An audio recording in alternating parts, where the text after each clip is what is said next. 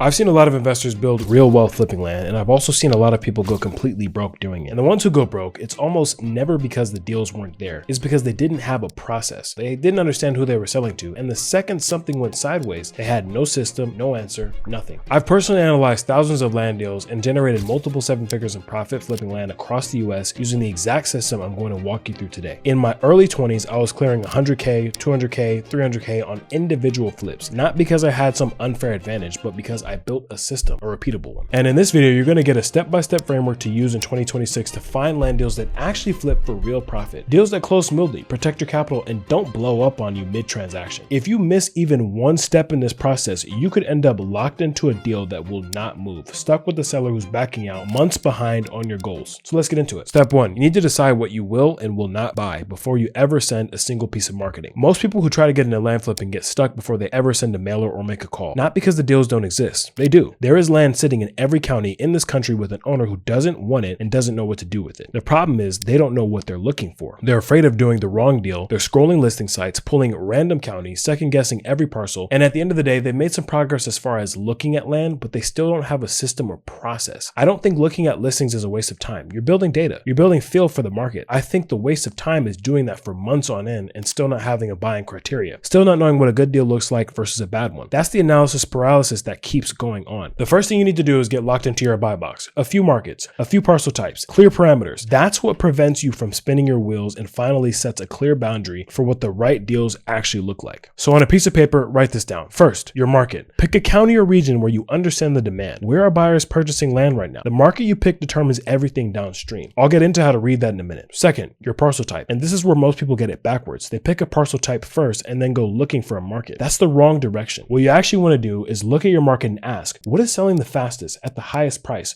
right now? In some markets, that's recreational land, hunting tracts, off-grid parcels, weekend retreats. In others, it's infill lots because the city is expanding and builders need land. In others, it's ranch land, agricultural parcels, timberland, could be anything. The type doesn't matter as much as the demand signal. What you're looking for is parcels that have sold within the last 12 months in that market at strong prices with reasonable days on market, usually 90 days or less. That tells you where the appetite is. The principles of identifying where the demand is and where people are buying quickly and paying well, those stay the same regardless of what market you choose or what type of land you go after. You're just applying them to whatever the market is telling you at once. Third, your deal parameters. For land, I want to be buying at 40 to 50 cents on the dollar relative to what I can sell it for. If I can flip a deal for $80,000, I want to be in at $35,000 to $40,000 max, and that includes any of my soft costs. That spread is what protects you and makes the deal worth doing. If the math doesn't get you there, it's not a deal, period. Fourth, your automatic disqualifiers. When you're starting out, stay away from the parcels with title issues, environmental problems, landlocked access, or serious legal encumbrances. I've bought parcels with problems because I know how to navigate them. But when you're on your first few deals, I want you to do the clean ones. Make sure title is clear access, clean county records. Do those right and you'll have enough capital and confidence to handle the complicated ones later. Where should your deals actually come from? Here's the honest breakdown of where land deals come from and how I actually think about each one. Direct mail is the foundation. A targeted list of landowners in your chosen market, a mailer with real messaging, not a generic we buy land cash letter, and a follow-up system. This is where most of my deals originate from. The mailer starts the relationship before you ever pick up the phone, and the follow-up system is what turns that relationship into an actual deal, sometimes immediately, sometimes 6 months later when something changes in that person's life. Cold calling supplements it. Once someone's seen your mailer, a call feels like a follow-up, not a cold pitch. That's two-touch combination. Mail first, call second completely changes the tone of those conversations. Your network is underrated. Some of my best deals have come from people I was just good to. Treat people right in this business. Be fair to wholesalers, be fair to agents, be fair to sellers, be fair to surveyors. It always comes back. The deals that come through relationships are often the cleanest, easiest ones you'll ever do. And don't discount data and direct outreach either. There's a lot of software out there that can scrape for landowner data, delinquent taxes, out-of-state owners, long-term holds with no activity. You can identify potential sellers before they ever think about listing, but reaching them is just step one. Building their relationship, following up, and being there when their situation changes. That's what actually closes the deal. If a deal doesn't fit the criteria you just set, don't talk yourself into it. Either move on or offer what actually makes sense for you and follow up based upon that number. You'd be surprised how many sellers say they'll never take a low offer and then call you back back 2-3 months later. Something always happens. It's happened to me multiple times. Real quick before I continue, if you want to take everything I'm showing you in this video and actually apply it live with me, I'm hosting the Cash Flow from Land workshop on March 19th. We're going to go through the exact system I use to find, negotiate, and flip deals for serious profits, step by step, live. Tickets are linked in the description below. Go reserve your spot right now and then come back and let's keep on going. Step 2, filter fast. Protect your time and your emotional energy. Now that your buy box is locked in and you have a clear direction, it's only then that you can start protecting your time and killing bad deals before they waste your energy. Finding a deal should not make you excited. The worst thing you can do is fall in love with a parcel before you run the numbers. I've done it myself. I'm guilty. I looked at a parcel and thought, man, this is obvious, but I've always been disciplined enough to look back and run the math, because emotional decisions on land lose money every single time. And the truth is, Zillow's estimate on land or a comp report here or there is wrong more often than it's right. You cannot rely on an automated number to tell you what raw land is actually worth. You've got to know the markets yourself. And here's the thing, most people treat every lead like it's gold when it's not. You can pull a list of landowners in any county in a day. Leads are not the scarce resource. Your time is. Every hour you spend grinding on a bad deal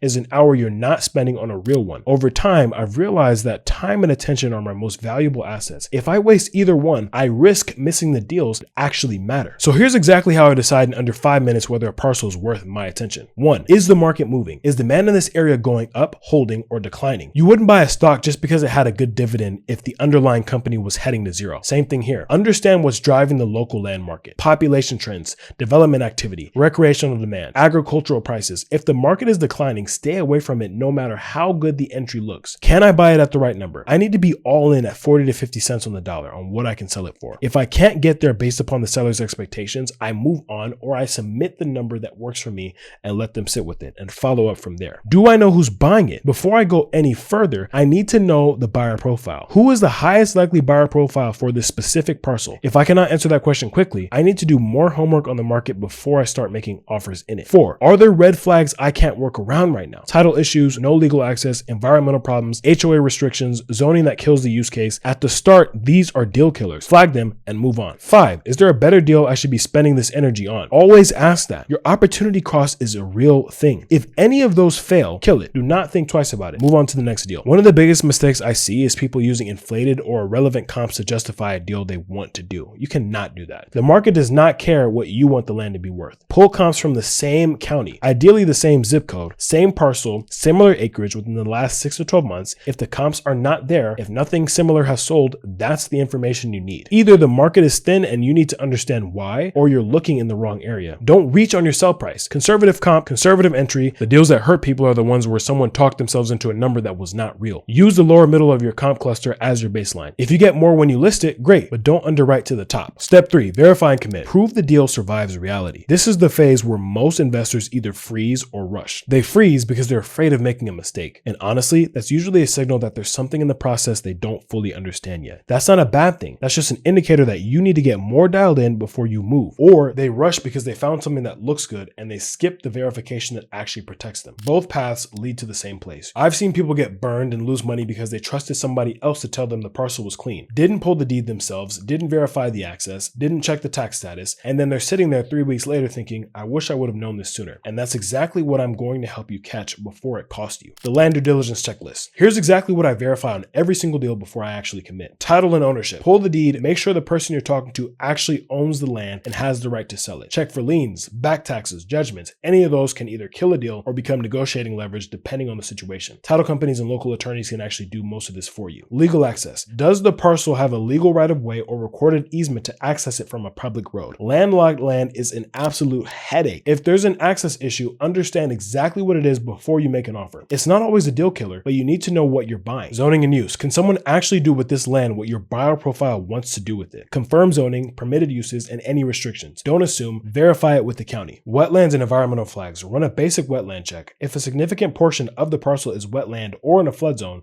your buyer pool shrinks and your sell price changes. You need to know that before you buy. Market demand verification. Go back to your buyer profile. Have parcels like this actually sold in this market recently? At what price? How long did they sit? If you can't find comparable sales, you don't have a comp, you have a guess, and guesses do not close deals. Once due diligence clears, I run the final numbers. This is what I need to see before I submit an offer. All in cost at 40 to 50% of sell price or less. All in means everything: purchase price, closing costs, carrying costs, any soft costs. Conservative sell price based on real comps, lower, middle of the cluster. Stress test: what if the sell price comes in 10% lower? Does the small deal still work? It should. Realistic timeline: how long will this parcel actually take to sell on market? Factor that into your carrying costs. Don't assume it moves in just 2 weeks. If it passes all of that, then submit your offer. Don't sit on it. Indecision kills momentum just as fast as bad math. Math makes the final decision. You execute on it. And if it doesn't pass, be respectful to the seller. Ask if they have anything else. Ask if they know anyone in the area. That's not a dead end. It's a conversation that comes back around. I've gotten some of my best deals from sellers I couldn't do a deal with at first. Before you walk away from any conversation, make sure you understand whether the objection you're hitting is a real one or a phantom one. A seller who says the price isn't right might actually mean they don't trust you yet. Someone who needs time might be 2 months away from a life circumstance that makes them ready to move. Most investors hear a no and then just disappear. This is a big mistake. The ones building real deal flow and real cash flow hear a no,